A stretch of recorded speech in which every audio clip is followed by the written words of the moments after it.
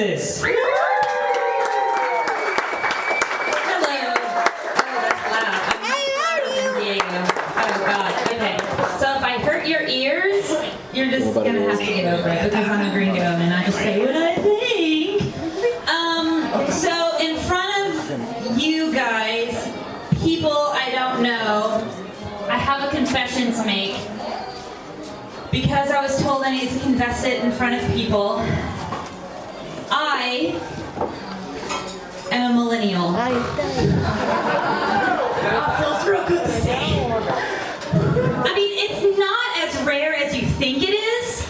I mean, there's probably someone you know and love that is also a millennial.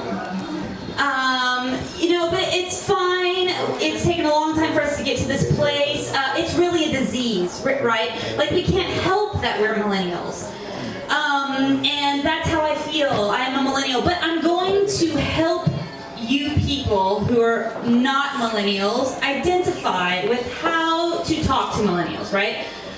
So, if you have a millennial in your life, you know that they have anxiety, maybe they have depression, maybe they're not loved by their baby boomer parents. And so we communicate our love to other people via memes. It's the only way we know how to communicate, or memes in Spanish. And so I have to help you guys know how to respond to memes when they're sent to you from your millennial comrades. So, if a millennial sends you a meme, the appropriate responses are thus. Number 1, oh my God, that's the best thing that I've ever seen in my entire life. That's good.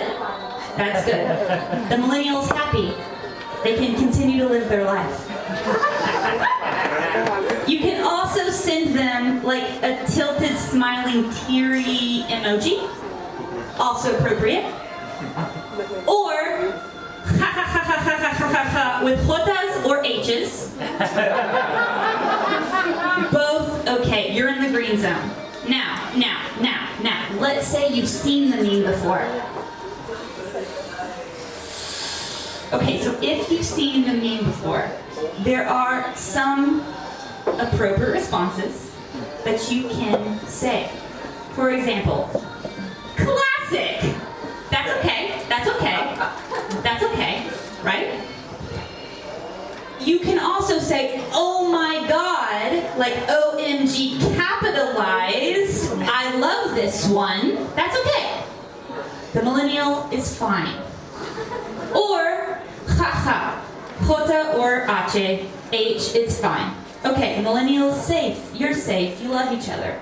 Now, inappropriate responses to millennials sending you memes. Oh, I've seen that before. You might as well just hand them a gun, okay? The millennial is now dead. Thank you. Thank you. It was the only thing they were holding on to in their sad, sad, sad life. And you just killed them.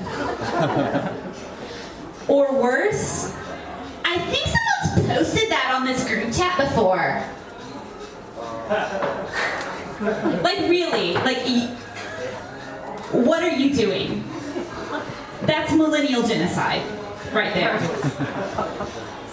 So I'm a millennial, and I'm okay with it. I've accepted it. I've not pretended I was like Gen, what's before millennials? So millennials are Gen X. I'm not like, I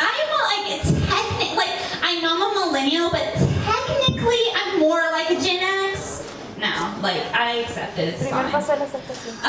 But also, I have to confess that, as Alejandro said, I'm from Arkansas, which, if you don't know where Arkansas is, it's in the U.S. It's deep, deep, deep south. And that means that there are a lot of stereotypes that exist about people from Arkansas. They don't wear shoes, they all vote for Donald Trump, they're all racist, and those are all completely true. Except for me, I do wear shoes, as you can see. I did not vote for Donald Trump, and I don't think I'm racist. I don't think so. But then there are all the Chileans, you know. I'm kidding. I lived here for 6 years, so you know I gotta like something. My boyfriend's Chilean. So, the Chilean dick, am I right? That's enough to keep you here. And so I grew up in Arkansas. It was very confusing for me to grow up in Arkansas. When I was little, I thought every day was Halloween, but my mother would not let me go out and play with the ghosts.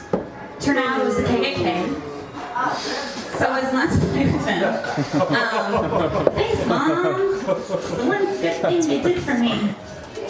You boomer.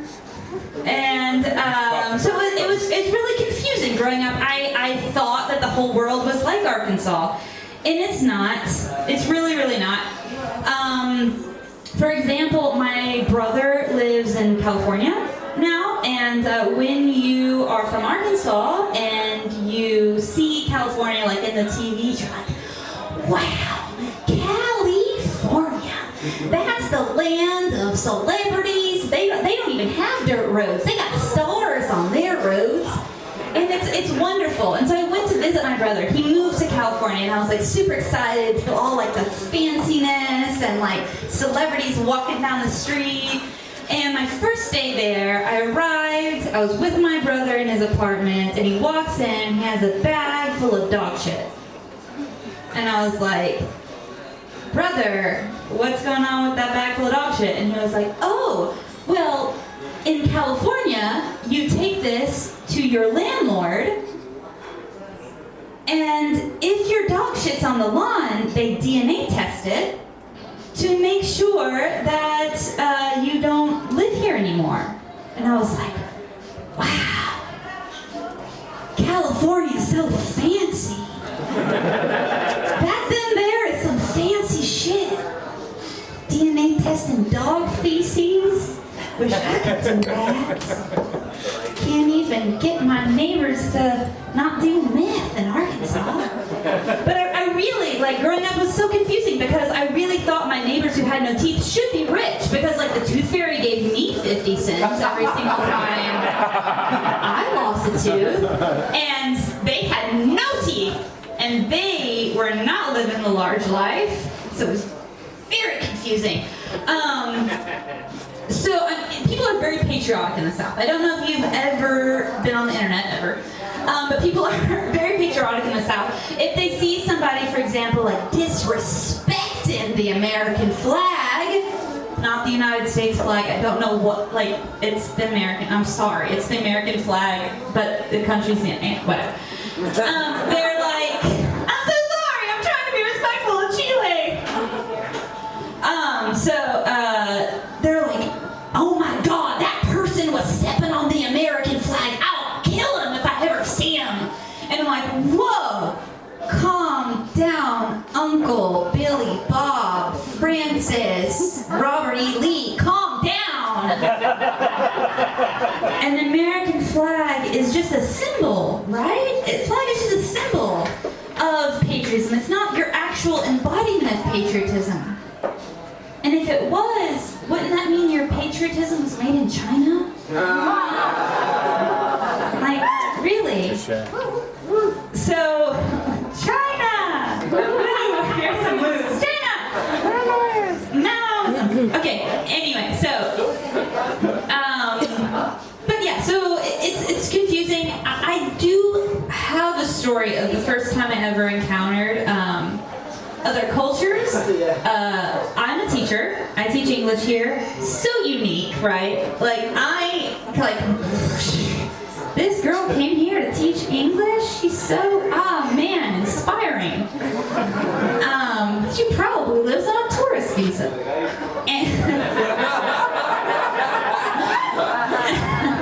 Y'all are so jealous with your real careers. So actually, I majored in English. I did get a teacher's license in education from Arkansas. Let's just put that down there. And so I was You have to intern as a teacher at a school in your state when you get a degree in education. So I was interning, doing my intern thing, because that's how you teach. And the real teacher, who had her certificate and was actually a teacher, she was talking about, for some reason in a literature class, and I don't remember why, Silicon Valley in California. And she was talking, and she was like, okay, does anybody know what Silicon Valley is famous for? And so like a little, teenager raised his hand, and he said, Silicon Valley is famous because of the industrialization and like the technology that has come from that place, blah, blah, blah. And I looked at him and I said, no, Silicon Valley is famous for the creation of breast implants. This actually happened. I actually did this. And then I said, and because people have really large breasts from there. And I really thought I knew what I was talking about. And then I looked at the teacher for her approval and her nod of approval, and she said, Miss Francis is exactly right. That is what Silicon Valley is famous for. Really large breast implants. And that is why I had to move to Chile, and I didn't get a degree in Arkansas. And thank you, everybody. That's